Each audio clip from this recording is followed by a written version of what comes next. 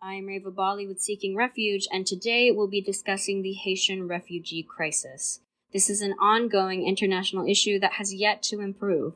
Haiti is the poorest country in the Western Hemisphere, with less than 10% of the population having access to tap water and less than 30% having access to electricity.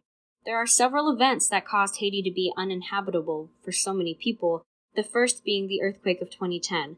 Which left more than 316,000 people dead, 300,000 people injured, and over 1 million people homeless. It was considered one of the most destructive events that a country has experienced in modern times.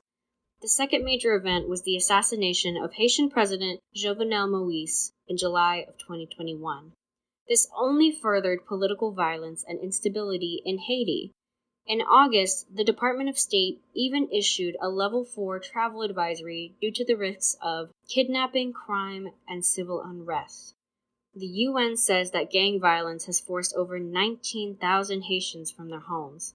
This gang violence has proven especially dangerous for women and children, to the point where parents fear sending their daughters to school.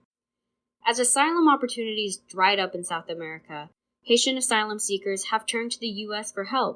However, under Title 42 enacted by the Trump administration, which allows for the rapid expulsion of asylum seekers to prevent the spread of COVID-19, 15,000 of them have already been sent back to Haiti.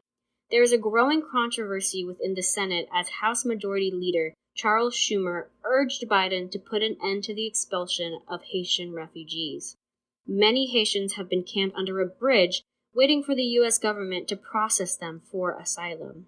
It has been reported that when they went to the other side of the border to get food and cash from relatives, they were apprehended by border control. To provide more context, we're going to talk about a story from the Washington Post of Nathaniel Dennison, a reporter who made the long trek across the Darian Gap. The Darian Gap is one of the most dangerous paths for migrants heading from South America to the U.S. Not only is there a danger of deadly animals and unsanitary conditions, but there is also a looming threat of armed robbers. As Dennison made his way through the forest, he ran into armed criminals who stole all of his possessions and became extremely sick due to the river water, which was poisoned by dead bodies. When he finally escaped the forest, he only had a fraction of the photos he originally took, and the Panama Migration and Police confiscated many of the remaining photos. His story is just one of the many that describe the horrific conditions that Haitian refugees must endure to even get to the border, let alone be granted asylum and allowed into the country.